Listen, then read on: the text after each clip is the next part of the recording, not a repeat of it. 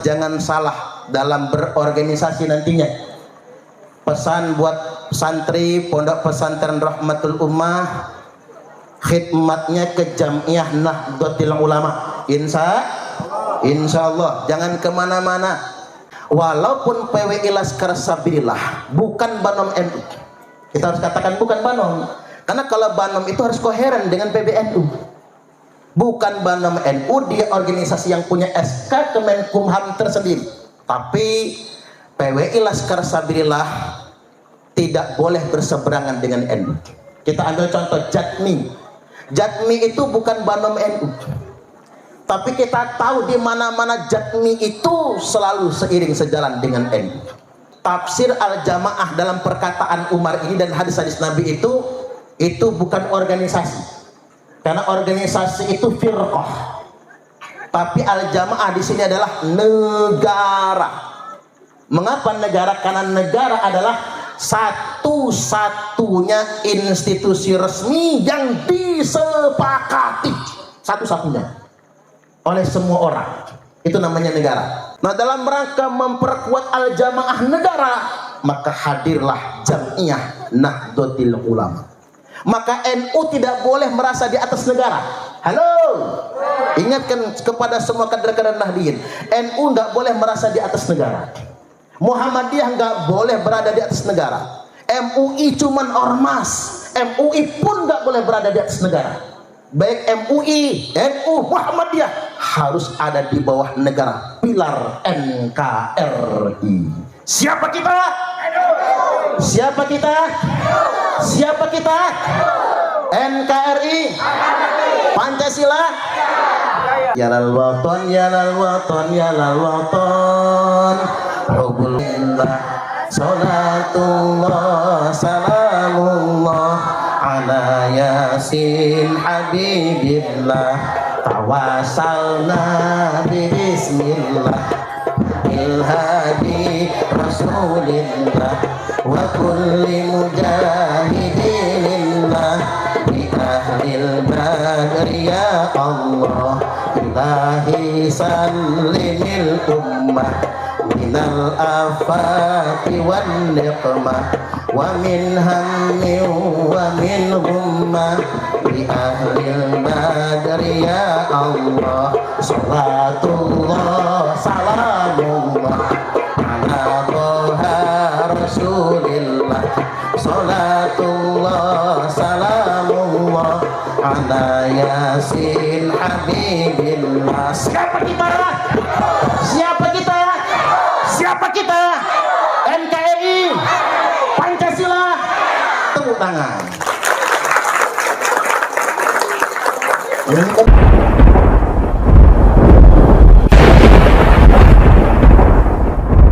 Yang kami hormati dan yang kami takzimi, Romo Kiai Nurholis Ahmad selaku Mustasar baik di PCNU maupun di MWCNU Jati Agung. Yang kami hormati dan yang kami takzimi, Ki Ageng Raden Indra Fatahillah selaku penasehat dan pembina Satkorwil Laskar Sabilillah Provinsi Lampung. Yang terhormat Bapak Kepala Desa Fajar Baru, yakni Bapak M. Agus Budiantoro, yang sangat dicintai masyarakat Jati Agung, Fajar Baru maksud saya. Semoga beliau betah menjadi kades, dan kalau nyalon lagi di periode kedua terpilih kembali, karena sejarahnya Fajar Baru itu kadesnya cuma satu periode. Periode kedua kalah semua. Tapi khusus Pak Agus Budiantoro mudah-mudahan menjabat 2 periode. Habis itu jadi anggota dewan, habis itu jadi Bupati Kabupaten Bandarnegara. Wah, doanya mantep ini. Nambah istri. Usulan nambah istri sebelah sini pokoknya. Selanjutnya yang saya hormati pengurus PCNU, yakni Kiai Sahaluddin Mahfud, yang orangnya rodo ireng, disebut coklat bukan lagi kayaknya itu ya. Selanjutnya yang kami hormati dan yang kami takzimi, Rais Suriah MWC Jati Agung yang sebentar lagi akan dilantik, yakni Pak Yai Mas Duki, yang rainya itu mirip Pak Nanang Ermanto. Gak kira adiknya itu, cuman Pak Nanang gagal terpilih kembali lah. Kemudian yang berikutnya yang kami takzimi juga Rais Suriah Ranting Fajar Baru, yakni Pak Yai Suratman. Suratman dan Suparman itu kakak adik Pak. Kalau lahir bulan Suro asmane Suratman, kalau bulan Sapar Suparman. Karena bulan Suro itu bulan 1, maka lebih tua Suratman daripada Suparman. Selanjutnya yang kami hormati Ketua Ranting NU Fajar Baru, Gus Sukriyanto beserta jajarannya. Selanjutnya di sini hadir membersamai kita juga Komandan Satkorwil Laskar Sabilillah Provinsi Lampung, yakni Kang Tubagus Jasmin. Selanjutnya juga sama istrinya juga, itu istri yang kesekian. Pokoknya kiai di sini kalah semua sama beliau, kalah semua. Selanjutnya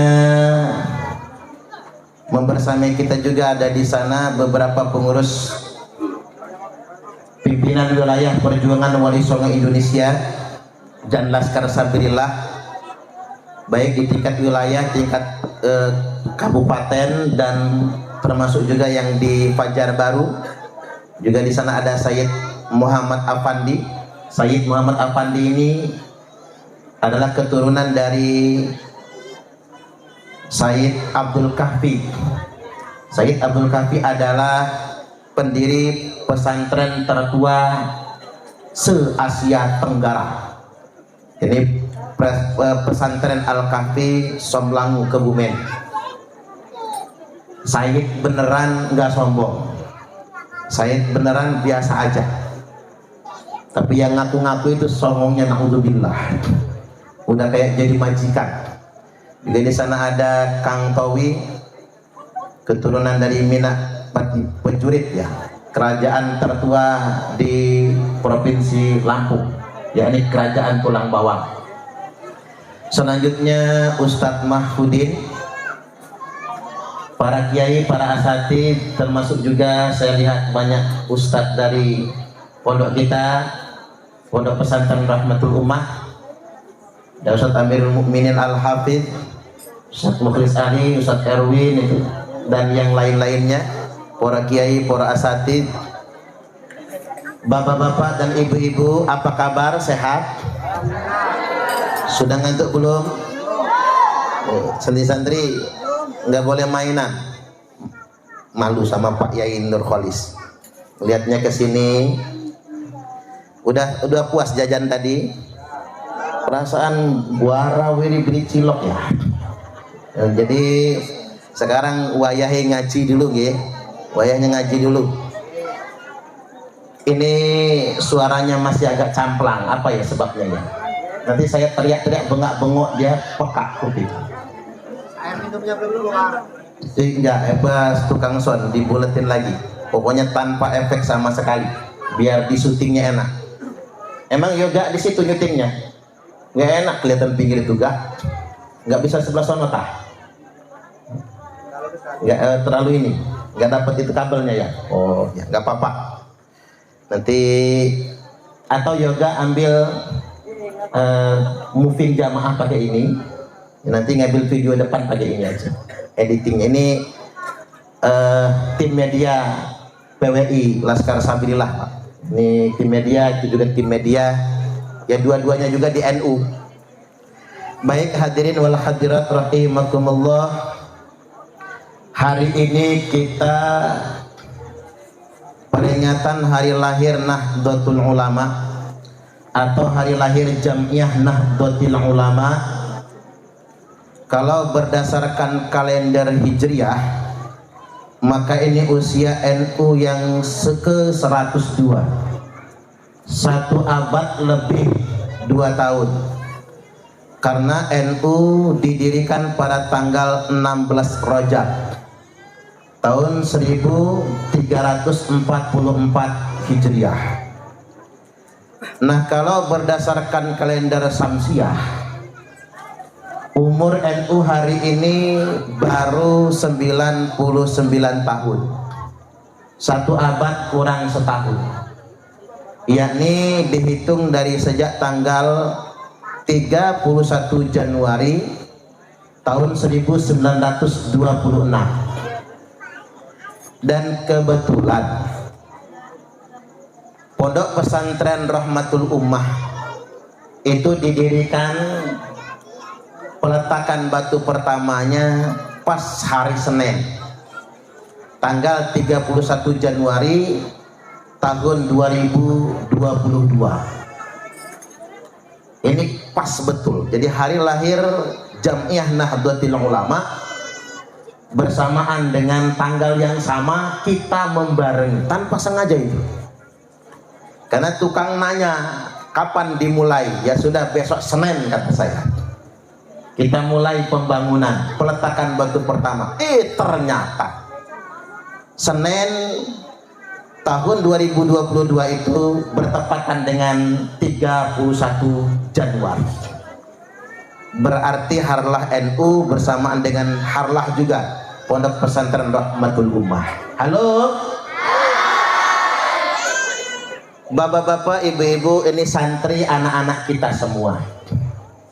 Jadi mohon kepada warga Fajar Baru, Pak Kades dan segenap aparat desa Fajar Baru, ini anak-anak kita, mohon pengertiannya kalau mereka ini separuh lebih nakal-nakal.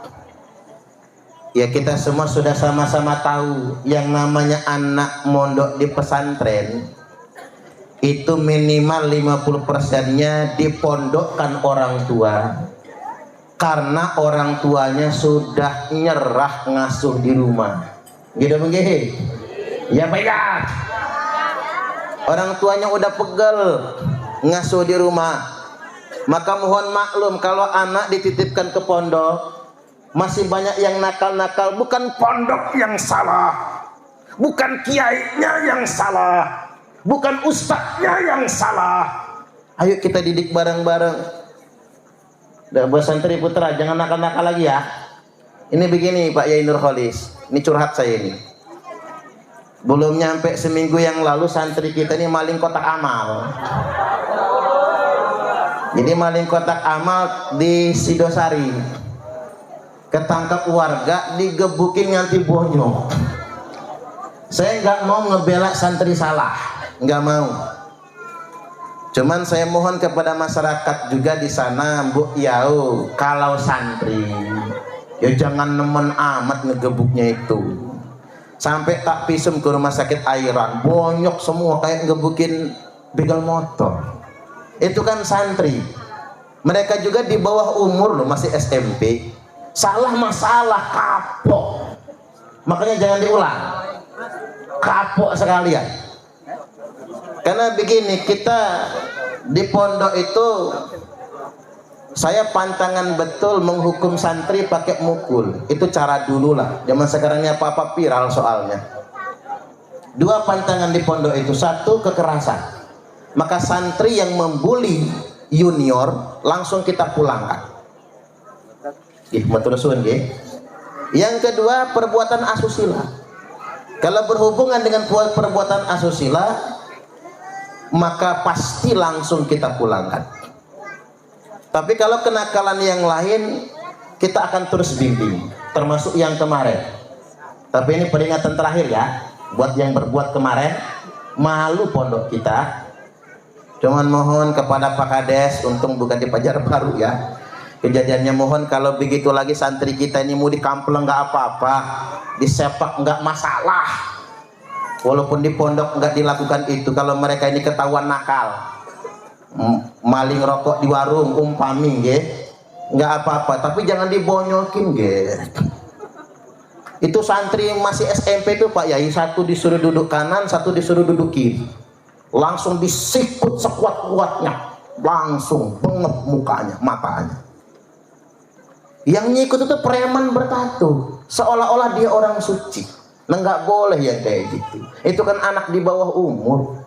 Saya kalau pakai ego saya masuk penjara semua itu, betul. Kalau pakai ego karena anak di bawah umur. Cuman ya kamu salah juga santrinya. Jangan sekali-kali diulang. Pokoknya nggak ada maaf kalau sekali lagi pulang, nggak ada maaf. Demi menjaga nama baik pondok pesantren. Halo.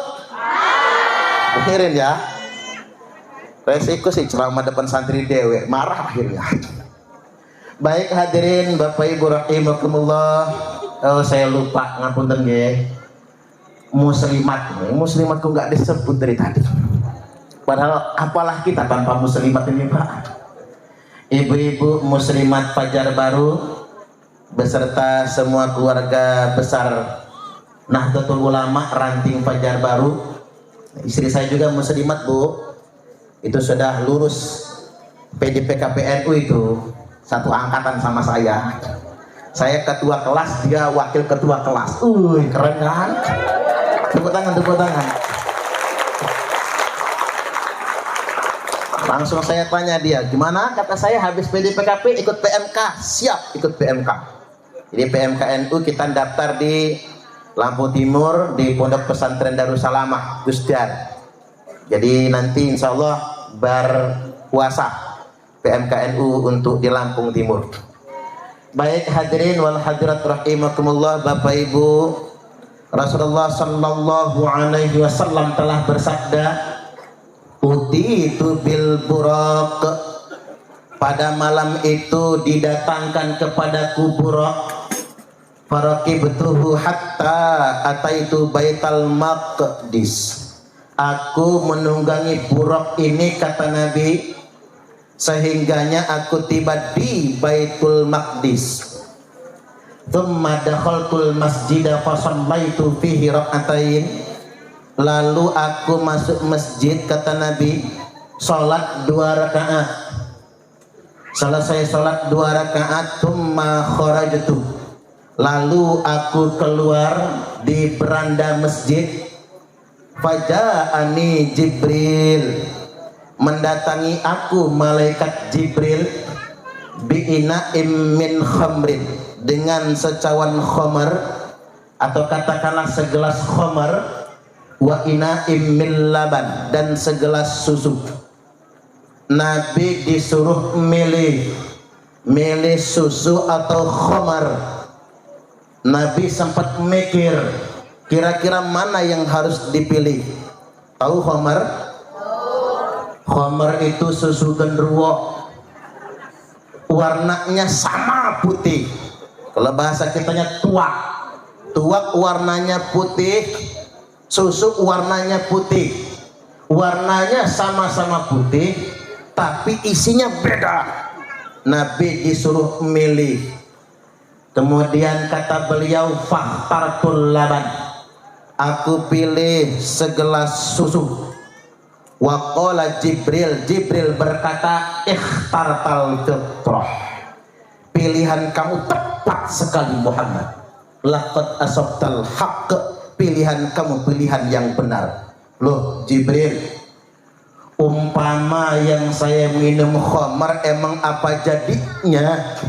Walaupun begini, seandainya Nabi waktu itu minum khamar tidak dosa, karena khamar belum diharamkan. Beliau Isra wal Mi'raj 1 tahun sebelum hijrah, sedangkan khamar baru diharamkan 3 tahun setelah hijrah, berarti 4 tahun kemudian. Umpama Nabi minumnya khamar ya tidak dosa. Dulu ya. Kalau sekarang mah haram. Jangan salah ngedengar tuh santri. Santri salah ngedengar salah hukum nantinya. Nah seandainya engkau salah pilih Muhammad, kata Jibril, yang engkau pilih khamar, maka pertanda umatmu bakal teler semua. Ya buktinya Nabi biyen minumnya susu, ternyata masih banyak umat Islam yang teler. Ya Pak ya? Ya Pak ya? Apalagi wayahnya organan Pak. Yang punya hajatan yang traktir. Kita ini kan sudah ada aturannya, hajatan itu jam 18.00 selesai. Organan maksudnya, organannya selesai. Kalau orang mau datang nyumbang sampai malam ya terserah, tapi musiknya selesai. Karena kalau sudah sampai malam-malam banyak mafsadatnya, kemungkinan kerusakan yang akan ditimbul kemudian. Di antaranya minum-minuman keras. Untung Nabi minumnya susu, walaupun ini enak. Pilihannya jelas, milih yang tangan kanan susu, milih yang tangan kiri khamar. Enak milihnya. Alamatnya pasti, adresnya jelas. Kayak nyanyian zaman dulu itu, Bo. Kayak nyanyian zaman dulu. Madu. Nyaut aja ibu-ibu. Racun. Kok ada sikil? Madu di tangan kananmu, racun di tangan kirimu. Enak milihnya. Alamatnya pasti, adresnya jelas. Cuman kira-kira ini buat ibu-ibu. Ibu-ibu kalau disuruh milih di madu apa di racun? Di racun. Coba tandain yang milih di racun itu. Coba kita buat soal cerita dulu. Yang tangan kanan susu, yang tangan kiri khamar. Ibu-ibu milih susu atau khamar? Susu dong. Yang tangan kiri, yang tangan kanan madu, yang tangan kiri racun. Madu. Ibu-ibu milih di madu apa di racun? Di madu. Santri milih di madu nih Pak. Kayaknya kalau santri mau udah siap banget kayaknya ya. Allahu Akbar. Itu pertanyaannya yang salah. Hidup adalah pilihan dan setiap pilihan ada konsekuensinya. Tiap pilihan ada akibatnya. Walaupun begini, selagi bisa milih, enak milihnya. Yang masalah itu Bapak Ibu, kalau kita nggak bisa lagi milih. Saat kapan? Saat tercampur antara susu dengan khamar. Wala talbisul haqqa bil batil. Jangan campurkan antara yang hak dengan yang batil. Susu campur khamar, madu campur racun. Nggak bisa dipilih. Ibarat air campur bensin. Air kalau campur bensin, diminum manusia mabok, diminum motor mogok. Ya Pak ya? Nggak ada benernya. Walaupun masih mending kalau talbis Bapak Ibu. Yang lebih parah itu bukan talbis. Apa itu talafi? Apa itu talafi? Bahasa kerennya kamuflase. Kamuflase itu bahasa kerennya. Kalau bahasa sederhananya, kalau kata wong Palembang Pak Waluyo. Pak Waluyo mana ya Pak Waluyo? Mana-mana? Oh Pak Waluyo, ngapunten. Waluyo, wajah lugu ati buayo. Itu Waluyo di sono, kalau di Pajarbaru mah kagak. Wajah lugu ati buayo. Ketika kita dimanipulasi oleh penampilan, hati-hati zaman sekarang. Kita dikamuflase oleh penampilan. Jubahnya jubah kenabian, kelakuannya kelakuan setan. Penampilannya malaikat, dalamnya beles. Penampilan yang islami tapi tukang provokasi. Kita ditipu oleh penampilan. Simpel aja lah kita ngasih contohnya. Emak-emak ini walaupun kerudungnya panjang, rajin mengaji tapi ngurumpi juga rajin. Ya Pak ya? Bu, ibu-ibu suka nggak ngegosip? Suka sih enggak, cuman hobi. Saking hobinya, Kalau seminggu aja nggak ngerumpi demam dia, saking hobinya. Ada ibu-ibu tanya sama saya, Pak Ustadz, saya ini hobi betul ngerumpi. Saking hobinya kalau seminggu aja nggak ngerumpi demam saya. Kira-kira apa obatnya ngerumpi? Nih ada Kiai Wohono dan rombongannya. Bendahara PWI sekaligus juga Katib Suriah G. Katib Suriah MWC Jati Agung. Halo? Saya ini hobi betul ngerumpi, kata dia. Saking hobinya kalau nggak ngerumpi seminggu saja demam rasanya. Kira-kira apa obatnya biar berhenti ngerumpi? Gampang bu, kata saya. Nek panjenengan hobi ngerumpi, seminggu nggak ngerumpi malah demam, maka silahkan monggo kersani, boleh ngerumpi sepuas-puasnya. Tapi jangan ngajak kawan. Ngerumpi nih dewean. Langsung masuk kamar ngoceh sepuas-puasnya, anaknya ngintip, mama kuis edan. Ngerumpi kok dewean. Kadang-kadang kita dikamuflase oleh penampilan. Makanya hati-hati zaman sekarang ini. Karena begini, jualan agama itu jualan paling laris. Hati-hati. Banyak orang memanfaatkan penampilan agama untuk kepentingan bisnis, bahkan politik. Makanya Kanjeng Nabi bersabda, beliau sallallahu alaihi wasallam menyampaikan, abghadul ibad ilallah, hamba Allah yang paling dimurkai, hamba Allah yang paling dibenci itu adalah man kana taubuhu khairam min amali, orang yang bajunya lebih istimewa daripada perbuatannya. Bajunya islami, cangkemnya provokasi. Bajunya baju kenabian, perbuatannya kayak setan. Angtakuna thiyabahu thiyabal anbiya, bajunya baju kenabian, wa amaluhu amalal jabbarin, tapi kelakuannya penuh ankara murka. Kita hati-hati zaman sekarang, orang pakai imamah udah-udah, belum lagi pakai jubah, tapi perilakunya di mimbar-mimbar khutbah, di mimbar-mimbar ceramah tidak mencerminkan dakwah Nabi. Makanya hati-hati. Halo, buat santri-santri pelajaran, buat kita semua jangan salah dalam berorganisasi nantinya.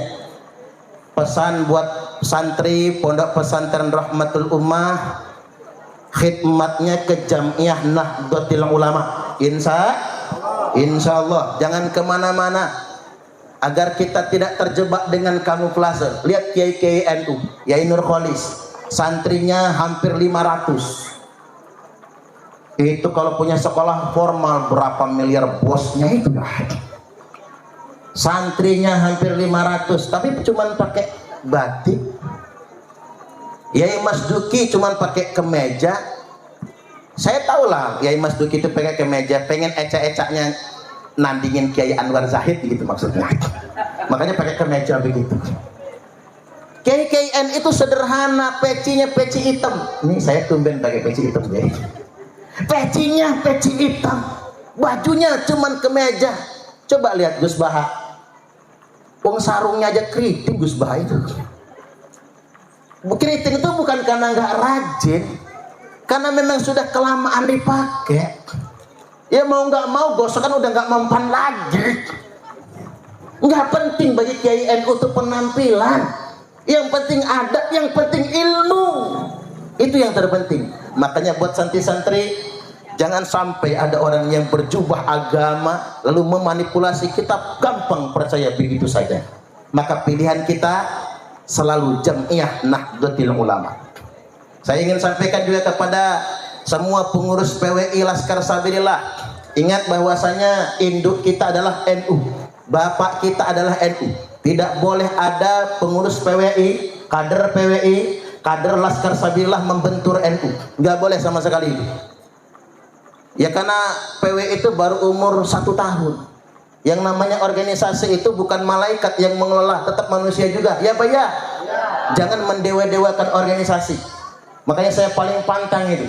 Kalau ada orang yang membentar NU atas nama PWI Laskar Sabilillah, makanya saya setuju dengan ulama kita Kiai Haji Ceng Mujib, Ketua PWI Jawa Barat.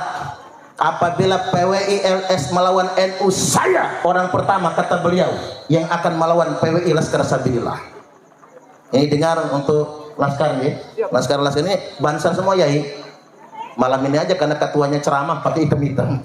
Ini Bansar semua ini. Ini komandan Bansar, ini komandan Basar juga. Ini Bansar paling setia ini. Setiap tikungan ada Bansar paling setia. Ini bininya 2 kalau yang ini nih. Ini bininya 1 ya Kang, baru 1. Ini harus diketahui oleh para kiai, beliau ini tugas kerjanya di Gunung Madu di GPM, kerja di GPM, bolak-balik ke Bandar Lampung, kemana-mana untuk menjaga para ulama, menjaga para kiai. Ini Bansar senior semua dua-duanya ini. Bansar senior, Laskarnya juga senior. Jadi harus sedemikian rupa rumusnya. Walaupun PWI Laskar Sabilillah bukan Banom NU, kita harus katakan bukan Banom, karena kalau Banom itu harus koheren dengan PBNU. Bukan Banom NU, dia organisasi yang punya SK Kemenkumham tersendiri. Tapi PWI Laskar Sabilillah tidak boleh berseberangan dengan NU. Kita ambil contoh Jatmi. Jatmi itu bukan Banom NU, tapi kita tahu di mana-mana Jatmi itu selalu seiring sejalan dengan NU. Bahkan ketua Jatmi sekarang menjadi Rois Ali Idarah Aliyah Jatman, Mbah Yai Khalwani Nawawi. Jadi sejalan. Naat itu bukan Banom NU.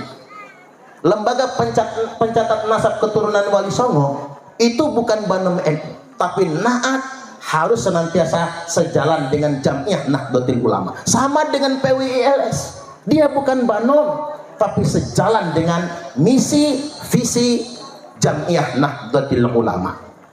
Hadirin wal hadirat rahimakumullah. Halo. Kita menukil perkataan Umar ibn Khattab radhiyallahu anhu. Kata Sayyidina Umar, la islama illa bi jamaah, wala jama'ata illa bi imarah, wala imarata illa bi ta'ah. La islama illa bi jamaah, tidak ada Islam kecuali dengan diselenggarakannya al-jamaah. Wala jama'ata illa bi imarah, tidak ada al-jamaah kecuali dengan adanya pemerintahan. Wala imarata illa bi ta'ah, dan tidak ada pemerintahan kecuali untuk ditaati. Ayo kita ulas. Halo? Dengerin buat santri nggih, ini ilmu buat kalian. La islama illa bi jamaah, tidak ada Islam kecuali diselenggarakannya al-jamaah. Al-jamaah itu Bapak Ibu adalah sebuah institusi perkumpulan resmi. Al-jamaah itu saya maknai negara. Saya ingin kita sampai kepada satu konsensus, baik fatwa Majelis Ulama Indonesia, bahkan kalau bisa direkomendasikan di lembaga Bahtul Masail, tafsir al-jamaah dalam perkataan Umar ini dan hadis-hadis Nabi itu bukan organisasi, karena organisasi itu firqah, tapi al-jamaah di sini adalah negara. Mengapa negara? Karena negara adalah satu-satunya institusi resmi yang disepakati, satu-satunya oleh semua orang. Itu namanya negara. Maka tidak ada yang namanya Islam kecuali terselenggaranya negara.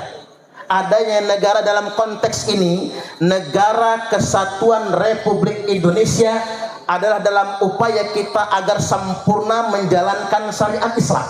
Itulah fungsi negara. Maka kalimatnya la islama illa bi jamaah. Makanya di akhir zaman, halo? Biar nggak ngantuk.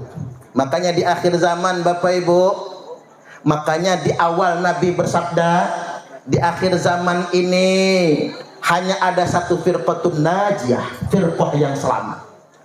Apa itu? Wahiyal jamaah, yakni al-jamaah. Tidak ada hadis khusus yang menyebutkan ahli sunnah wal jamaah, itu tidak ada, karena dia terpisah. Justru hadisnya mengatakan firqatun najiyah, firqah yang selamat, kelompok yang selamat itu wahiyal jamaah, yakni al jamaah. Jamaah di sini adalah negara. Nah, dalam rangka memperkuat al jamaah negara, maka hadirlah Jam'iyah Nahdlatul Ulama. Maka NU tidak boleh merasa di atas negara. Halo, ingatkan kepada semua kader-kader Nahdliyin, NU nggak boleh merasa di atas negara. Muhammadiyah nggak boleh berada di atas negara. MUI cuman ormas, MUI pun nggak boleh berada di atas negara. Baik MUI, NU, Muhammadiyah harus ada di bawah negara, pilar NKRI. Siapa kita? Siapa kita? Siapa kita? NKRI, Pancasila. Kita jalan lautan dulu. Ayo bareng-bareng. Ya lal waton, ya lal waton, ya lal waton, minal iman, wala takun minal hirman, inhabu alal waton. Ya lal waton, ya lal waton, salatullah, salamullah ala toha rasulillah. Siapa kita? NKRI, Pancasila. Tepuk tangan. Ini kan PDPKPNU. Jadi yal-yalnya harus semangat. Kalau orang NU itu harus semangat, Pak. Jangan ngaku NU. Kalau pas yalal watan, sholat badar, harus semangat, harus semangat. Baik, sekali lagi saya ulangi, al-jamaah itu merupakan institusi negara. Maka kalau kita ingin selamat, satu-satunya kelompok yang paling selamat adalah yang setia kepada negaranya. Dalam konteks ini, ketika kita bernegara sekaligus kita juga berjam'iyah kepada Nahdlatul Ulama. Mengapa pilihannya NU? Karena Rasulullah sallallahu alaihi wasallam telah bersabda, idza ra'aitum ikhtilafan, nanti suatu hari nanti, kata Nabi, apabila kalian semua melihat terjadi perselisihan yang begitu banyak, khilaf di mana-mana, perselisihan di mana-mana, fa'alaikum bisawadil a'zam, maka wajib bagi kalian semua ikut as-sawadul a'zam, kelompok paling mayoritas. Di dunia internasional kelompok mayoritas itu adalah ahli sunnah wal jamaah. Dalam konteks keindonesiaan, ahli sunnah wal jamaah itu adalah Nahdlatul Ulama dan Muhammadiyah. Jangan nggak disebut, Pak, kawan kita Muhammadiyah itu ahli sunnah wal jamaah juga. Maka dari itu kalau kita ingin selamat, ikut as-sawadul a'zam, ikut Jam'iyah Nahdlatul Ulama, kita akan selamat. Jangan yang lain-lain. Karena begini, Pajar Baru ini banyak aliran. NII banyak, Salafi banyak, JI ada, JAD juga ada, Khilafatul Muslimin banyak. Kesana dikit kampungnya itu, hati-hati. Dekat pondok saya, pondok Wahabi Salafi itu, mereka mah gampang bikin pesantren. Nah kita susahnya bikin pondok itu. Nah mereka gampang betul, dananya dari Timur Tengah.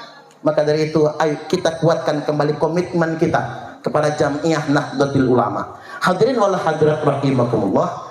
Dan perlu saya sampaikan pada kesempatan kali ini, apa pandangan NU terhadap organisasi selain NU. Yang pertama, organisasi selain NU itu ada yang menjadi kompetitornya NU. Kompetitor di sini dalam konteks fastabiqul khairat, berlomba-lomba dalam kebajikan. Contohnya apa? Muhammadiyah. Halo? Muhammadiyah bukan musuh NU. Muhammadiyah bukan lawan NU. Muhammadiyah itu temannya NU. Karena kita berkompetisi dengan Muhammadiyah. Nahdlatul Ulama ini adalah jam'iyah dengan jumlah warga terbanyak sedunia internasional. Enggak ada lembaga keagamaan yang jumlah penganutnya sebanyak itu. Ini warga Nahdien harus tahu. NU ini dengan jumlah jamaah terbanyak sedunia internasional. Tidak ada organisasi keagamaan agama apapun yang jumlah penganutnya mengalahkan banyaknya NU. Dan NU punya aset 26.000 pesantren mapas. Enggak ada satupun organisasi keagamaan yang punya institusi pesantren sebanyak NU. Jumlah pesantren terbanyak itu Jawa Barat, nomor 2 Jawa Timur, nomor 3 Jawa Tengah, nomor 4 Banten, nomor 5 Nanggur Aceh Darussalam, nomor 6 Lampung. Tepuk tangan buat Lampung. Masjid terbanyak Jawa Barat, nomor 1, nomor 2 Jawa Tengah, nomor 3 Jawa Timur, nomor 4 Sulawesi Selatan, nomor 5 Lampung. NU terbesar dan NU terkuat ranking 1 Jawa Timur, ranking 2 Jawa Tengah, ranking 3 Lampung. Lampung itu ranking 3 NU nya Pak. Makanya harus pede orang Pajar baru ngaku NU. Nih NU, kita harus pede loh ngaku NU, karena NU itu as-sawadul a'dham. NU itu bagian daripada al-jamaah, karena setia NKRI. Belum saya dengar Pak orang yang begitu keras mengatakan NKRI harga mati. Ini NU ada kita. Karena kita tahu betul masayikh kita tahu betul al-jamaah itu adalah negara dan kita wajib setia dengan negara. Makanya NU itu Bapak Ibu di mana-mana nggak mungkin melawan negara, bagaimanapun keadaannya. Oleh karena itu hadirin wal hadirat rahimakumullah, saya ingin tegaskan, adapun yang berbeda dengan NU, satu kompetitor. Muhammadiyah itu kompetitor yang baik. Karena mengapa? Muhammadiyah adalah organisasi keagamaan dengan jumlah amal usaha terbanyak sedunia internasional. PAUD sampai universitas. Punya satu provinsi ada berapa aja universitas milik Muhammadiyah. Kemudian yang berikutnya panti asuhan, rumah sakit. Muhammadiyah punya semua. Bahkan organisasi selain Islam pun di negara luar kalah amal usahanya dengan Muhammadiyah. Makanya NU dan Muhammadiyah fastabiqul khairat. Jadi kalau orang Muhammadiyah apa? Billahi sabilil haqq fastabiqul khairat. Kalau Muhammadiyah mah apal ya. Kalau NU wallahul muwaffiq ila aqwamit thariq. Kemudian yang kedua, ada organisasi itu yang selain NU tapi dia berseberangan sama NU. Halo, kita harus tahu apa yang berseberangan sama NU. Contohnya apa?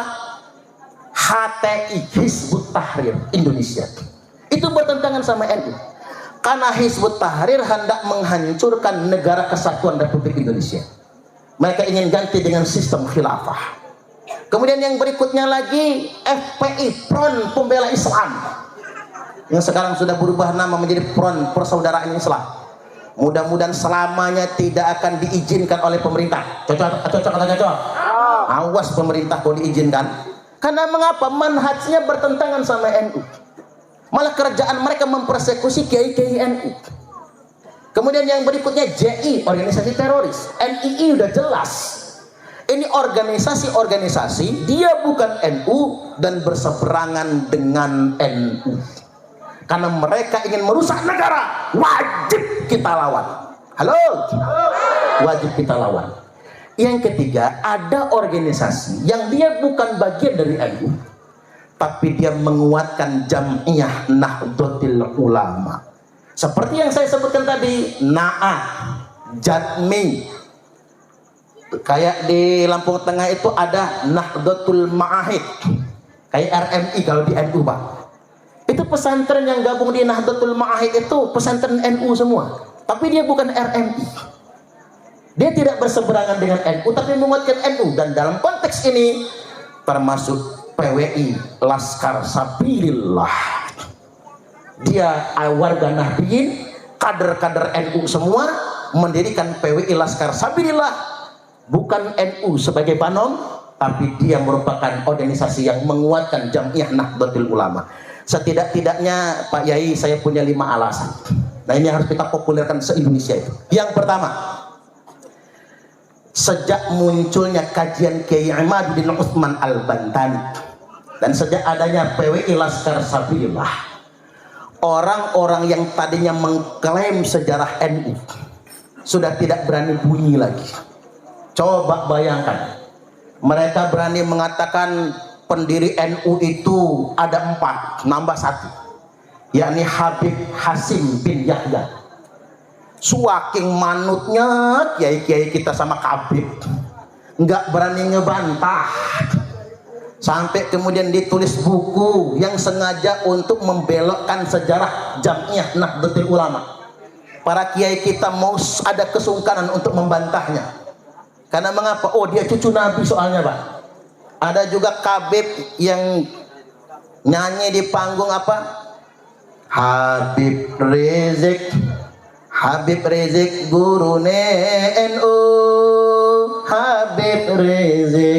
Habib Rizik guru NU. Pret. Ini Rizik ini ketua FPI.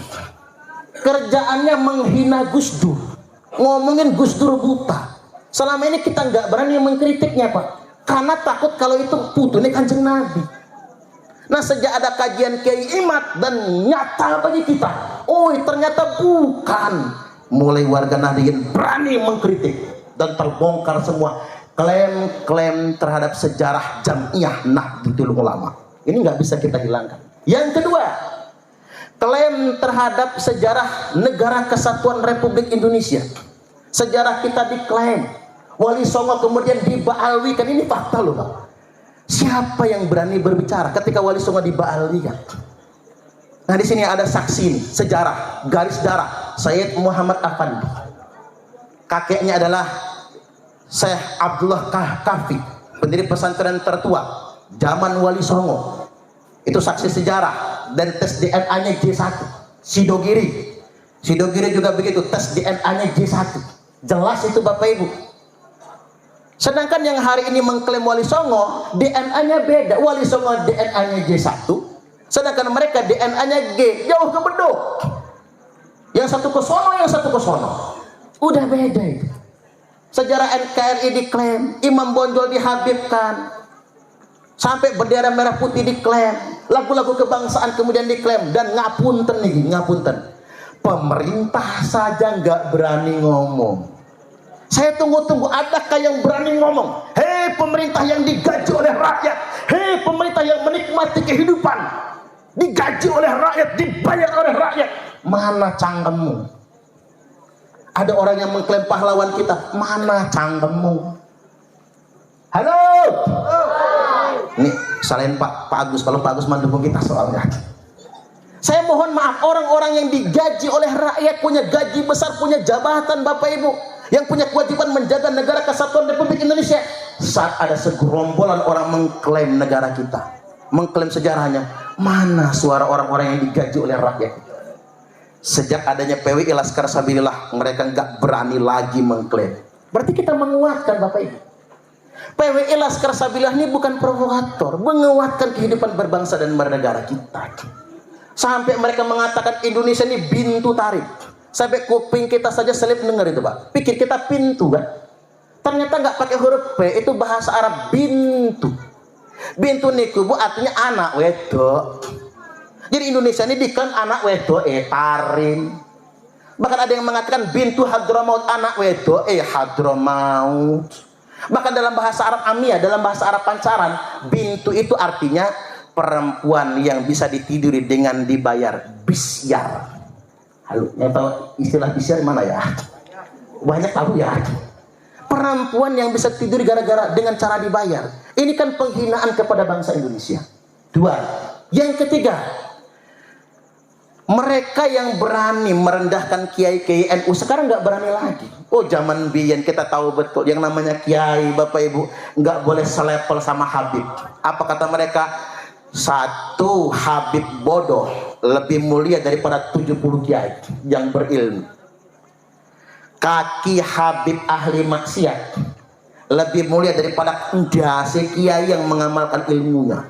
Makanya kiai-kiai se-Indonesia nggak boleh duduk sama kedudukannya sama Habib-Habib itu. Bahkan mereka merendahkan. Mana ada Pak yang mereka mau cium tangan kiai, nggak ada. Walaupun Habibnya Habib Bocil, nggak ada. Saya pernah satu panggung sama Habib Bocil, yang ceramah saya duduk paling pinggir, si Bocil duduk paling tengah. Saya sebut Bocil Pak, belum nikah masih bujang. Semua orang cium tangannya, saya kagak. Ustadz Parman mah iri, bukan iri Bapak Ibu. Itu orang ilok yang sedemikian rupa. Dia baru anak kemarin sore. Sedangkan terpampang yang ceramah saya. Kecuali kalau saya cuma tamu. Ini fakta dan kenyataan Bapak Ibu. Nggak mau mereka membukukan badan sama kiai-kiai NU, nggak mau. Tapi sejak ada kajian, sejak ada PWI Laskar Sabilillah, mulai mereka cari perhatian ke kiai-kiai NU. Sudah mulai mau cium tangan. Ini kan luar biasa efeknya. Kemudian yang berikutnya, terkait dengan pendawiran. Coba kita survei se-Indonesia Pak. 226.000 pesantren NU di Indonesia ini. Saya survei di Lampung Tengah itu Pak, semua pesantren NU korban pendawiran. Orang bisa datang berhari-hari, bermobil-mobil, minta duit sama kiai-kiai NU, nggak pulang kalau nggak dikasih. Begitu pulang setelah dikasih duit, semua isi kamar mandi habis, odol, sabun muka, punya dalemi Pak Yainya itu habis semua. Kata Bu Nyai, bah, itu putune Kanjeng Nabi beneran tabah. Lo ngapa mah Mi? Kata si Abah, enggak. Kok maling odol, maling sabun mandi? Ini fakta loh. Ini terjadi loh Pak, seluruh Indonesia. Mungkin yang nggak pernah ngurus pesantren nggak tahu. Yang pernah ngurus pesantren tahu bagaimana mereka datang mendawil di pesantren-pesantren. Sejak ada kajian Kiai Imad, luar biasa. Datanglah, tepuk tangan dulu. Datanglah Syekh Imaduddin Utsman Al-Bantani, jreng jeng, teng teng teng. Nggak berani lagi. Zaman dulu jangan-jangan Yai Nur Khalis juga dawil, jangan-jangan ya. Sekarang mungkin gak berani lagi Bapak Ibu, bener itu. Saya tanya-tanya ke pondok itu gak berani lagi. Mohon ngapunten ya. Ada Roi Suriah didatengin oleh Kabib-Kabib, mau ngadain hall katanya. Masya Allah, dikasih sedikit Pak, amplopnya diginiin. Berapa ini Kiai? Roi Suriah setinggi itu, santri aja gak berani berjalan di hadapannya. Sama si Kabib sambil ngangkat kaki di atas kursi. Berapa ini Kiai? Nggak ada harganya Kiai kita Pak di hadapan mereka itu. Bahkan saking parahnya pendawiran itu. Makanya ini sudah qadarullah Bapak Ibu. Adanya kajian itu sudah qadarullah. Yang kelima, terungkap 3.000 makam palsu se-Indonesia, termasuk di Lampung Bapak Ibu. Alat-alat Mataram mengungkap ada 3.000 makam palsu. Yang jadi korban siapa kalau makam palsu? Ya kita warga Nahdliyin, siapa lagi? Suka ziarah itu warga NU semua. Kita korbannya itu Bapak Ibu. Akan makam-makam palsu itu. Oke, sementara waktu kita analisa mungkin motifnya ekonomi. Mungkin motifnya ekonomi. Kotak amal dan lain sebagainya. Tapi belakangan kita sadar Bapak Ibu, Israel menjajah Palestina setelah membuat 3.000 makam palsu di Palestina. Dengan 3.000 makam palsu di Palestina, mereka bisa mengklaim Palestina milik Israel. Jangan-jangan 3.000 makam palsu yang mereka bangun di Indonesia ini Bapak Ibu adalah upaya kedepannya untuk mengklaim Indonesia warisan mereka. Dan itu sudah kita dengar di mana-mana. Termasuk di Lampung Tengah, di Spontan, Habib Malik Abdullah. Padahal itu bukan Habib. Yang mengisbat siapa? Seorang Habib dari marga Al-Muhdor. Dia yang mengisbatnya. Dan sayangnya sudah dikeluarkan SK-nya dari Dispar Senibut, Dinas Pariwisata dan Seni Kebudayaan Kabupaten Lampung Tengah. Bayangkan Pak, segitunya mereka merekayasa makam palsu sampai keluar izin dari dinas di kabupaten tersebut. Ini yang sangat mengkhawatirkan bagi kita semua. Halo? Terlalu serius ya ceramahnya ya. Lanjut dikit lagi ya. Setelah saya minum susu Nabi kita, tsumma urija bina ila sama'id dunya. Kemudian kami naik ke langit dunia, kata Nabi. Fastaftah Jibril. Jibril kemudian minta dibukakan pintu, fafutih alana, maka dibukakan pintu langit yang pertama, faida Nabi Adam alaihi salam. Ketika itu kata Nabi, saya berjumpa dengan Nabi Adam alaihi salam. Ingat, urija itu bukan naik, dinaikkan. Kita harus meyakini Isra wal Mi'raj itu adalah mukjizat untuk Kanjeng Nabiullah Muhammad sallallahu alaihi wasallam. Orang yang mengingkari Isra wal Mi'raj bisa kafir. Sebaliknya, yang ngaku-ngaku bisa Mi'raj juga kafir. Dawuh nukilan dari Mbah Yai Hadratus Syekh Kiai Haji Hasyim Asy'ari, manidda'a annahu urija ila samai kafar. Barang siapa yang ngaku-ngaku dia bisa dimi'rajkan ke langit, maka telah kafirlah ia. Hati-hati. Nah, sekarang kita digegerkan se-Indonesia, Pak. Ada orang yang namanya Muhammad bin Ali Ba'alwi, dikasih gelar Imamul Azam Faqihil Muqaddam. Ngaku-ngaku bisa mi'raj. Itu bukan kabar burung, itu lain cenah, bukan katanya, bukan kabar berita yang nggak bisa dipertanggungjawabkan. Itu tertulis dalam kitab Syarhul Ainiyah, kitab standar di kalangan para habaib. Apa bunyinya? Syekh Faqih Muqaddam bersurat kepada Syekh Sa'ad. Dia mengatakan, urijabi ila sidratil muntaha. Saya dimi'rajkan ke sidratul muntaha. Ingat Pak, ini bukan dalam konteks as-sholatu mi'rajul mu'minin, bukan. Sholat mi'rajnya orang beriman, bukan. Ini jelas kalimatnya, sidratul muntaha.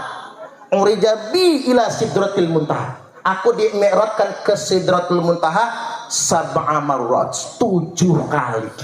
Wa fi riwayatin, dan dalam riwayat lain dikatakan sab'atan wa isrina marrah, 27 kali. Fi lailatin wahidatin, dalam satu malam. Wa fi riwayatin, dan dalam riwayat yang lain dikatakan sab'ina marrah, 70 kali. Pak. Ngaku 7 kali, ngaku 27 kali, ngaku 70 kali. Mi'raj ke Sidratul Muntaha. Kalau kita mengacu kepada Mbah Yai Hasyim Asy'ari, maka mau tidak mau yang ngaku-ngaku bisa mi'raj kafar, telah kafirlah ia. Nah, di langit yang pertama Bapak Ibu, Nabi kita berjumpa dengan Nabi Adam. Cuman ada yang aneh. Di sebelah kanan Nabi Adam banyak bayangan-bayangan, di sebelah kirinya juga. Man haula ya Jibril. Siapa mereka itu ya Jibril? Kata Jibril, yang sebelah kanan Muhammad, arwah anak cucu Nabi Adam yang bakal masuk surga. Semoga kita termasuk di antaranya. Amin. Yang sebelah kiri Jibril, arwah anak cucu Nabi Adam yang bakal masuk neraka.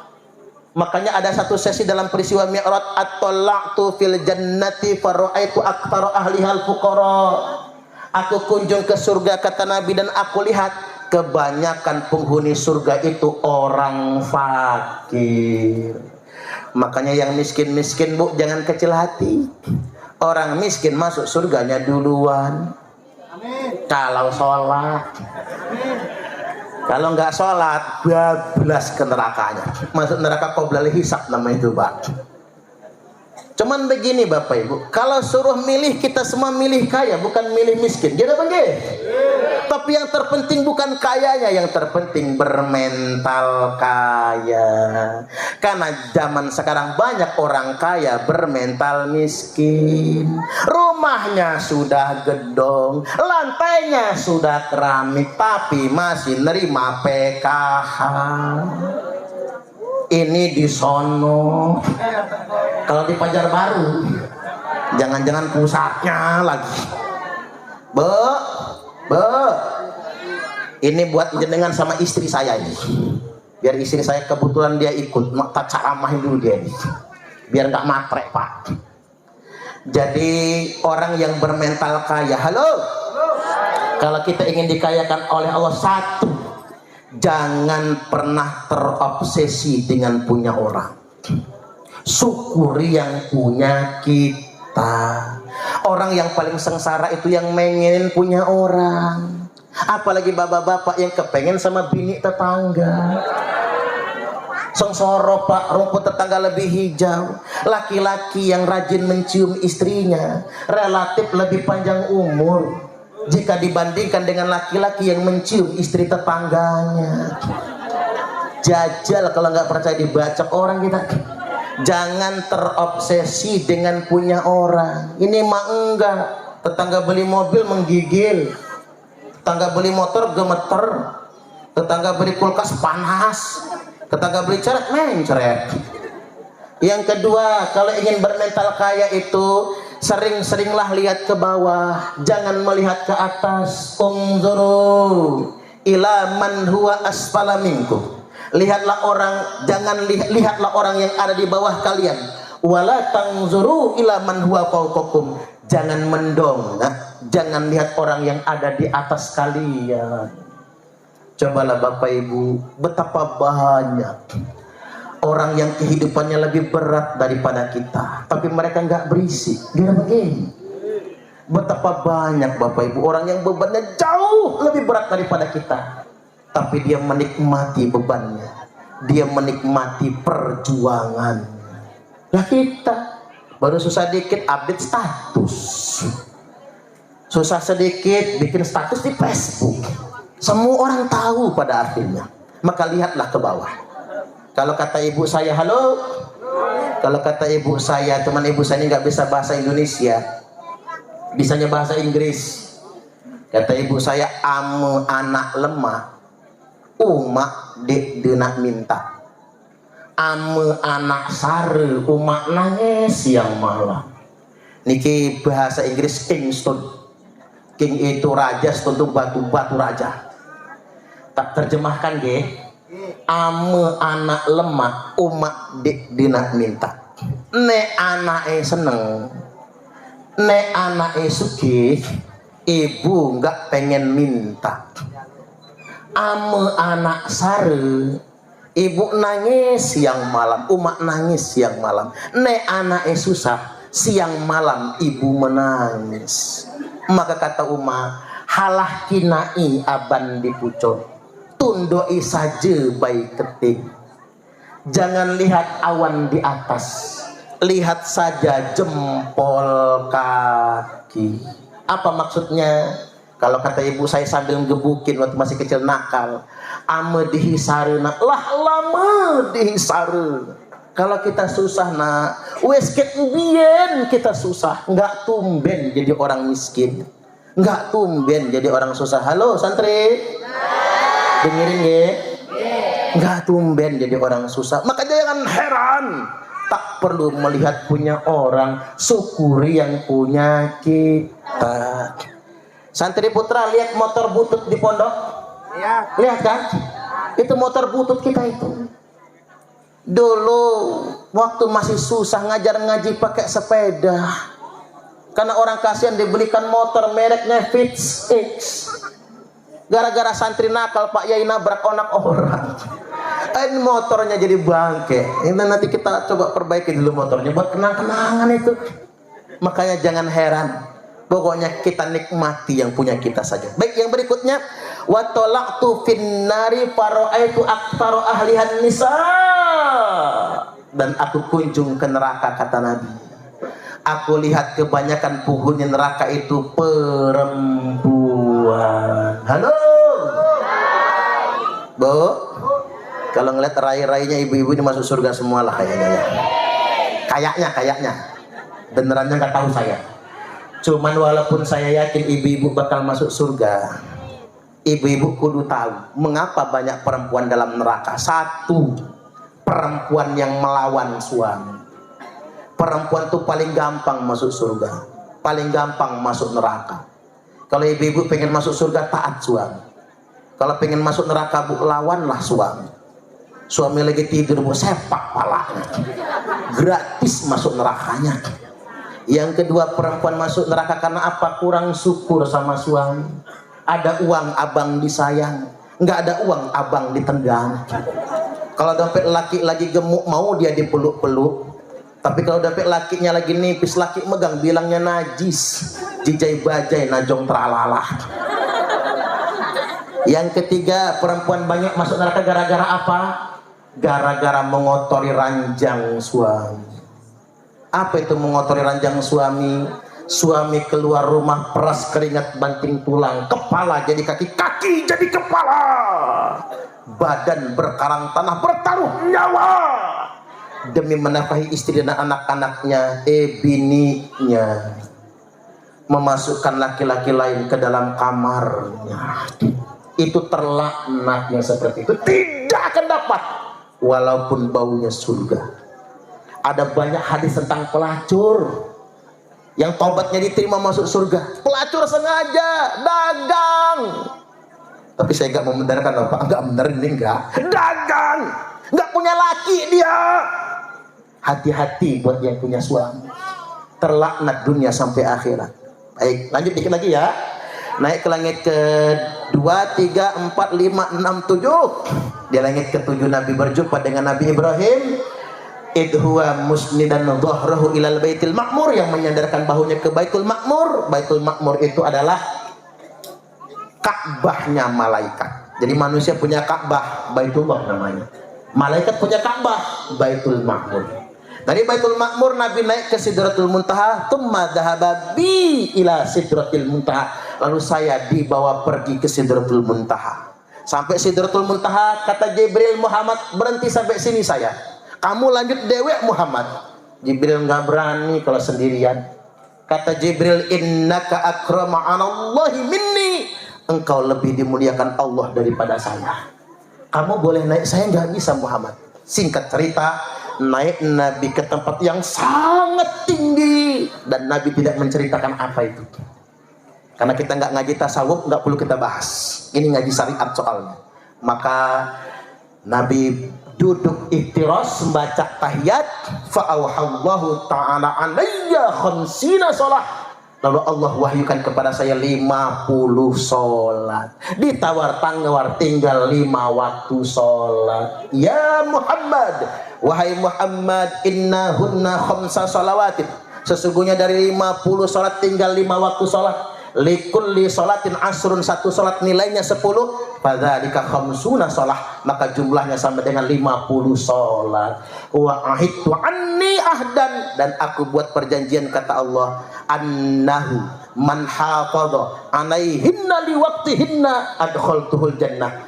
Yang jaga sholat 5 waktu pada waktu-waktunya aku masukkan ke dalam surga. Sebaliknya, yang tidak menjaga sholatnya, sholat zuhur mepet asar, asarnya numbur maghrib, maghribnya mentok isya, isyanya ketiduran, subuhnya kesiangan. Ada bapak-bapak niatnya begini, usolli fardhos subhi rakaatain mustaqbilal qiblati qodoan billahi ta'ala. Lah kok qodoan Pak, jam 8 sholat subuhnya. Secara fikih bener tuh niatnya. Tapi yang aneh niat istrinya, usolli fardhos subhi rakaatain mustaqbilal qiblati, kesiangan lan kawanan billahi ta'ala. Kok kawanan Bu, jam 10 sholat subuhnya. Berarti Jawa itu Pak. Berarti Jawa berarti, mak-mak orang Jawa itu berarti. Anaknya lebih hebring, apa kata anaknya? Usolli fardhos subhi wal dhuhri wal asri wal maghribi wal isya'i kroyoan oplosan lillahi ta'ala. Orang kota lebih hebring, subuh maraton, zuhur ke salon, asar main badminton, maghrib mainin handphone, isya nonton sinetron, mati kena smackdown. Nah, santri karena mau masuk YouTube barengan ge, barengan ge, kenceng-kenceng, kenceng-kenceng. Subuh maraton, zuhur ke salon, asar main badminton, maghrib mainin handphone, isya nonton sinetron, mati kena smackdown dan malaikat Israel. Baik, demikianlah yang disampaikan pada kesempatan kali ini. Mohon maaf ya Pak, Bu, rodok galak. Mengapa rodok galak? Karena ini acara dalam rangka harlah NU dan karena memang kader-kader PWI Laskar Sabillah hadir. Nah makanya agak rodok galak lah ceramahnya tadi itu. Mudah-mudahan bisa kita ambil hikmahnya. Wallahul muwaffiq ila aqwamit thoriq. Wassalamualaikum warahmatullahi wabarakatuh.